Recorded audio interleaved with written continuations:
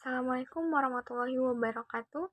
Nama saya Fadi Aprilia dari kelas Biologi 1 dengan nomor NIM 0704211003. Di sini saya akan memaparkan video saya yang berjudul Gametogenesis untuk memenuhi tugas dari ujian akhir semester mata kuliah perkembangan hewan dengan dosen pengampu Ibu Sukria MSc. Hewan secara umum berkembang biak secara seksual untuk menghasilkan embrio. Pembentukan embrio pada hewan dimulai dengan terjadinya proses perkawinan, di mana pada perkawinan tersebut terjadinya fertilisasi. Fertilisasi adalah proses meleburnya sel gamet jantan atau spermatozoa dengan sel gamet betina atau ovum. Proses pembentukan sel gamet ini yang biasanya disebut dengan gametogenesis. Gametogenesis secara spesifik dibagi menjadi dua, yaitu spermatogenesis pada hewan jantan dan oogenesis pada hewan betina. Proses pembentukan gamet jantan atau spermatogenesis terjadi pada organ reproduksi jantan yaitu testis, tepatnya pada tubulus seminiferus. Spermatogenesis ini akan menghasilkan sel kelamin jantan yang disebut dengan spermatozoa. Pada hewan betina terjadinya proses oogenesis yang terjadi pada ovarium, di mana sel gamet yang dihasilkan yang disebut dengan ovum. Pada pembahasan yang pertama, kita akan membahas tentang spermatogenesis. Apa itu spermatogenesis? Spermatogenesis adalah suatu proses pembentukan spermatozoa atau sel gamet jantan yang terjadi hanya di tubulus seminiferus yang terletak di testis. Testis 90% tersusun oleh tubulus seminiferus, sedangkan yang 10% lainnya terdiri dari sel intertial dan jaringan ikat. Spermatozoa yang dihasilkan oleh tubulus seminiferus dikeluarkan ke saluran reproduksi jantan yang terdapat silia dan muskulernya yang dapat menggerakkan spermatozoa dalam proses transportasi. Saluran reproduksi jantan tersebut adalah testis, vas deferens, epididymis, dan terakhir yaitu uretra. Epitel seminiferus merupakan bagian terluar dari tubulus seminiferi yang terdiri dari dua tipe sel, yaitu sel Sertoli dan sel germinal yang tumbuh dan berkembang. Sel germinal mengalami pembelahan secara berseri dan mengalami perkembangan, dimulai dari arah tepi menuju ke lumen. Spermatogenia adalah sistem sel yang membelah beberapa kali sebelum terbentuknya spermatosit. Spermatosit mengalami mitosis dengan berkurangnya kandungan DNA menjadi setelah dari sel tubuh. Tubulus seminiferus merupakan tempat untuk proses spermatogenesis atau pembelahan sel gamet. Proses spermatogenesis merupakan dua proses pembelahan, yaitu pembelahan mitosis dan meiosis, disebut dengan spermatositogenesis, yaitu pembelahan dari spermatogonium sampai dengan spermatosit primer. Meiosis 1 adalah proses pembelahan dari spermatosit primer ke spermatosit sekunder dari 2N menjadi N. Sedangkan meiosis 2 adalah pembelahan dari spermatosit sekunder menjadi spermatid dari N menjadi N. Kemudian yang kedua, perubahan spermatid menjadi spermatozoa disebut dengan spermiogenesis. Di dalam tubulus seminiferus terdapat sel-sel mulai spermatogonium hingga spermatozoa.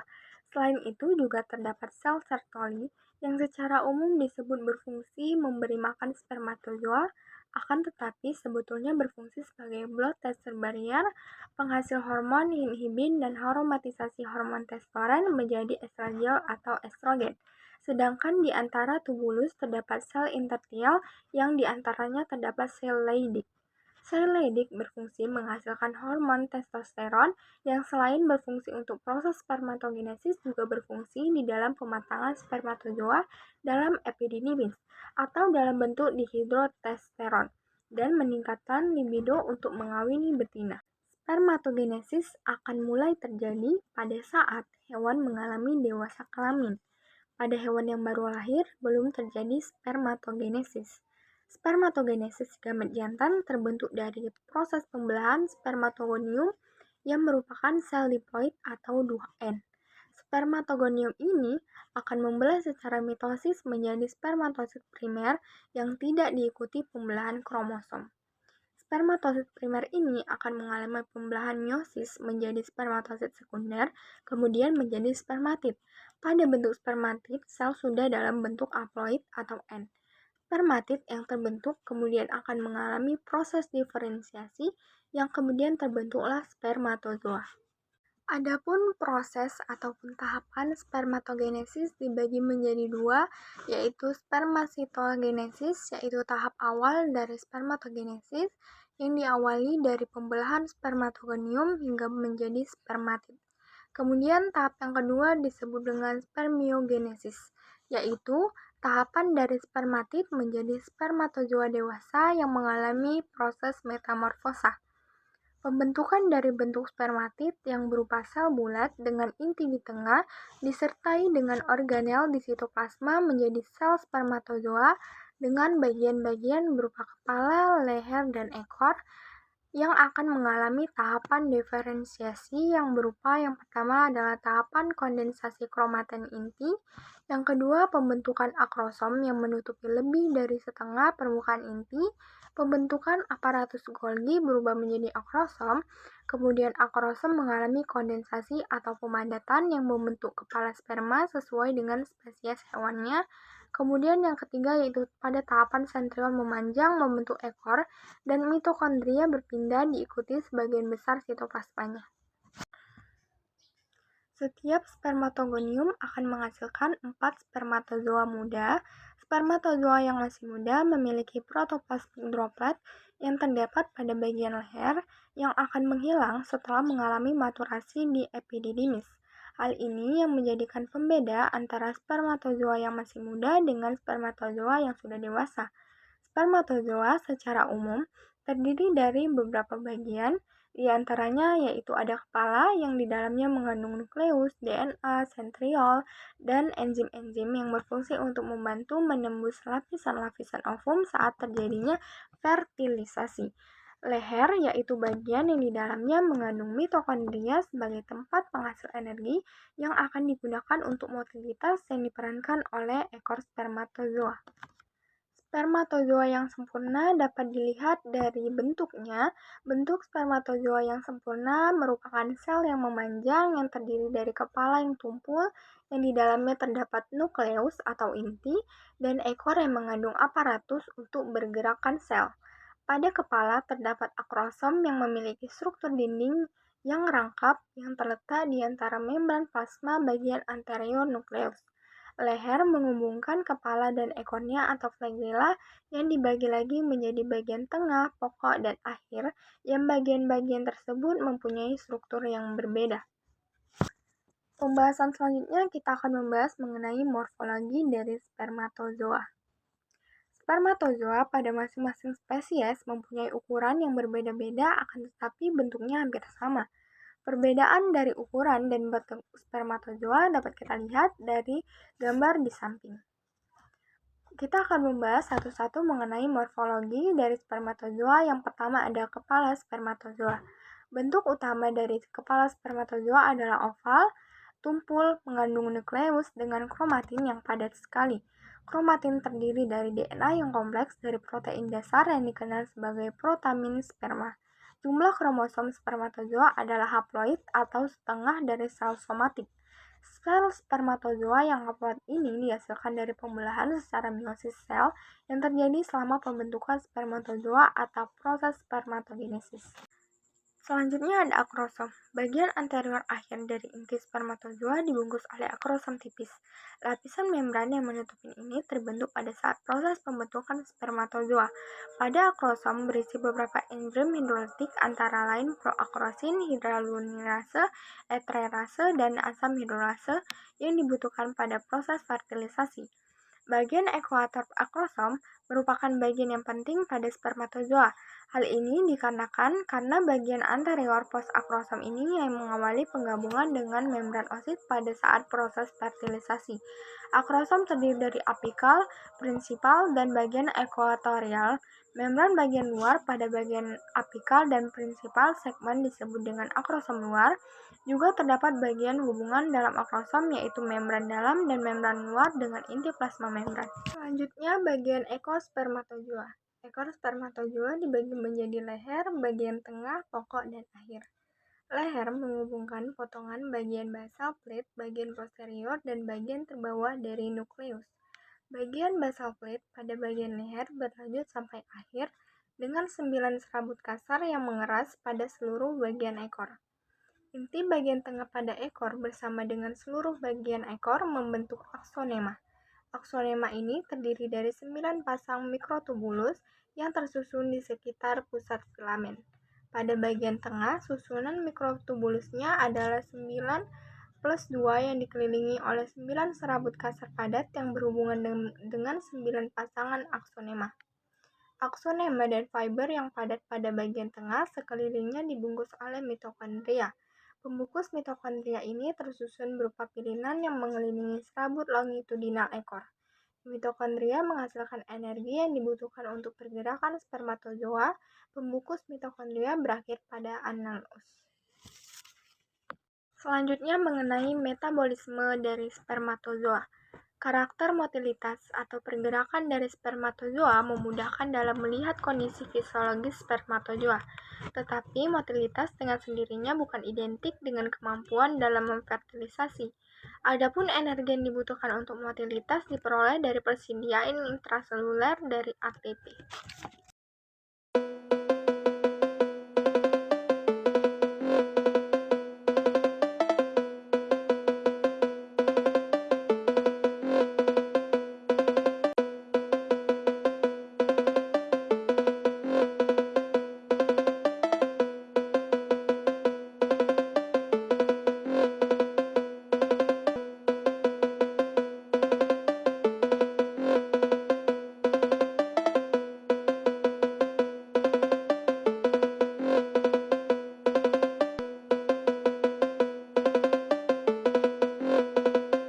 Pembahasan selanjutnya mengenai oogenesis. Oogenesis terjadi pada ovarium hewan betina, tepatnya pada bagian korteks. Oogenesis dimulai sejak masih di dalam kandungan, yaitu dimulai sejak pembentukan bakal telur atau oogonium yang berasal dari sel germinal primordial menjadi oogonia. Setelah 3 bulan umur fetus oogonia tersebut akan mengalami pembelahan secara mitosis menjadi oosit primer dan dilanjutkan pembelahan meiosis hingga pada fase profase. Oosit primordial tersebut akan berhenti membelah atau biasa disebut resting primary oosit lahir hingga individu masuk pada masa pubertas. Setelah masa pubertas, pembelahan meiosis yang sudah sampai pada tahap profase kemudian dilanjutkan dengan fase anafase, metafase, dan telofase hingga menjadi oosit sekunder haploid dan badan polar 1. Tahapan selanjutnya yaitu oosit sekunder dan badan polar 1 sama-sama mengalami pembelahan meiosis 2 di mana oosit sekunder akan menjadi satu buah oosit atau sel telur dan kemudian berhenti pada fase metafase sekitar 3 jam sebelum terjadinya ovulasi.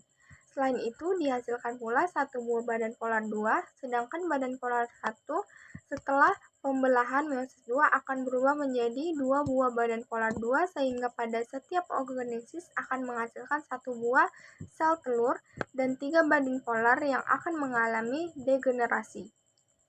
Bersamaan dengan proses oogenesis juga terjadi folikulogenesis, yaitu pembentukan folikel. Oosit yang terbentuk dari proses oogenesis pada setiap tahapnya akan dikelilingi oleh lapisan sel epitel.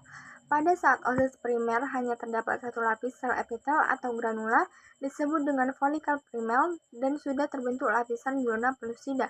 Selanjutnya, terus mengalami perkembangan menjadi folikel sekunder yang ditandai dengan adanya 3 atau lebih lapisan granula dan terbentuknya sel TK interna. Folikel tersier dicirikan dengan lapisan granula yang semakin tebal dan ditemui adanya antrum yang di dalamnya terdapat cairan liquor foliculi dan setelah itu folikel terus berkembang menjadi folikel de Graaff yaitu folikel yang paling matur terbentuk cumulus oporus dan siap untuk ovulasi. Folikulogenesis distimulasi oleh hormon FSH atau follicle stimulating hormone dan proses ovulasi distimulasi oleh hormon LH atau luteinizing hormone. Dalam masa kehidupan fetus terdapat siklus pembentukan folikel, pemasakan, dan atresia. Jumlah folikel pada masa fetus sebanyak 6 juta folikel, pada saat lahir folikel berjumlah 2 juta folikel, pada masa pubertas folikel berjumlah 300.000 sampai 400.000 folikel, dan yang dimaturasi sebanyak 400 folikel. Dari 400 folikel ini akan dilepaskan satu folikel pada tiap ovulasi. Folikel mencapai kematangannya melalui tingkatan-tingkatan perkembangan folikel primer, folikel sekunder, folikel tersier, dan folikel de Graaff. Folikel primer terdiri dari satu sel benih, sel telur yang dikelilingi selapisan folikel folikuler kecil. Lapisan tebal folikel ini berkumpul di bawah tunika albumina. Pada folikel primer, ovum tidak terbungkus oleh membran vitelin. Folikel sekunder bentuknya lebih besar karena sel-sel granulosanya lebih banyak. Folikel ini biasanya terletak agak jauh dari permukaan ovarium. Selain itu, ovumnya telah terbungkus oleh membran vitelin, dan di luar membran vitelin sudah terdapat membran yang lebih tebal yang disebut dengan zona pellucida. Folikel tersier ditandai dengan adanya lebih banyak sel-sel granulosa, sehingga folikel tampak lebih besar dan letaknya lebih jauh dari permukaan ovarium. Perkembangan selanjutnya, folikel akan membentuk suatu ruangan yang disebut dengan antrum dan berisi cairan yang disebut cairan folikuler atau liquor folliculi. Folikel de Graaff merupakan folikel bentuk terakhir dan terbesar pada ovarium dan hanya terjadi beberapa hari menjelang esterus. Pada folikel de Graaff, ovum terbungkus dengan massa sel yang disebut cumulus oporus. Ovum bersama massa sel yang membungkusnya menonjol ke dalam ruang antrum yang penuh dengan cairan folikuler. Pada umumnya, ovum terletak di bagian yang berhadapan dengan folikel yang akan pejah pada ovulasi. Beberapa lapisan yang membentuk folikel de Graaff adalah sel-sel granulosa. Sel-sel ini juga menjadi cumulus oporus. Massa sel granulosa yang membungkus telur dan terletak paling dekat dengan ovum disebut corona radiata. Setelah sel-sel granulosa terdapat lapisan TK folikuli yang terdiri dari TK interna dan TK eksterna, selapis membran basal dan selapis membran tenunan pengikat. Untuk perkembangan folikel membutuhkan hormon FSH atau follicle stimulating hormone dan LH atau luteinizing hormone. Sel granulosa mempunyai reseptor untuk hormon FSH, sedangkan sel TK memiliki reseptor LH. Di bawah pengaruh hormon LH, sel TK mampu mensintesis hormon androgen dalam bentuk androstendion dan testosteron. Sedangkan sintesis hormon estrogen terjadi dari proses aromatisasi hormon androgen di dalam sel granulosa di bawah pengaruh FSH. Adanya reseptor LH pada sel granulosa menandai akhir stadium folikel tersier. Banyak folikel yang telah berkembang menjadi folikel tersier mengalami atresia, kecuali bila di dalam darah terdapat kadar hormon gonadotropin, terutama LH yang cukup tinggi sehingga dapat mendorong folikel berkembang ke stadium praovulasi. Selanjutnya pembahasan mengenai oosit. Sel telur atau ovum terbentuk pada proses oogenesi yang terjadi pada ovarium induk betina sejak awal embrio. Proses ini terdiri dari 3 tahap, yaitu proliferase, tumbuh, dan pematangan. Ovum ini terbentuk dari germinal primordial yang mengalami mitosis menjadi oogonium pada tahap proliferasi di dalam proses oogenesis. Oogonium merupakan sel yang berdiri sendiri dan tidak diselimuti oleh sel lain. Bentuk ovum memiliki ciri-ciri yang sama dengan kebanyakan ovum jenis hewan lainnya. Volume sitoplasma sedikit, berisi nukleus dan bahan kuning telur yang terbungkus oleh sel vitelin atau vitellus. Selaput vitelin dibungkus dengan sempurna oleh zona pellucida yang transparan. Di antara vitelin dan zona pellucida terdapat ruang sempit yang berisi cairan yang disebut ruang perivitelin. Ruang perivitelin pada berbagai spesies hewan berbeda-beda tergantung pada banyaknya kuning telur dan butir lemak yang dikandung sitoplasmanya. Setelah ovulasi, ovum biasanya diselubungi oleh lapisan sel cumulus yang berbentuk mahkota yang disebut corona radiata dan cumulus oporus kompleks atau COC. Sel cumulus corpus ini berfungsi sebagai pemberi makanan pada oosit selama pertumbuhannya. Pada beberapa spesies seperti kelinci, mencit, tikus, kucing, dan anjing, sel cumulus oporus relatif terdapat dua selaput yang membungkus osit, yaitu selaput vitelin yang ada di sebelah dalam dan zona pellucida di sebelah luar. Selaput vitelin terbentuk dari diferensiasi granula kortila dari osit yang mempunyai bentuk dan sifat yang sama dengan selaput plasma sel somatik. Selaput vitelin berfungsi untuk proses difusi serta pengangkutan aktif dari bahan biologi.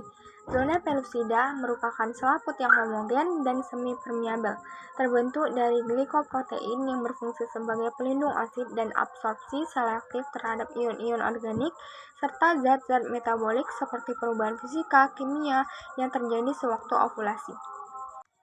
Adapun struktur dari osit bisa kita lihat pada gambar, yaitu terdapat sitoplasma, centriole nucleus, perivitallin space, zona pellucida, dan zona radiata.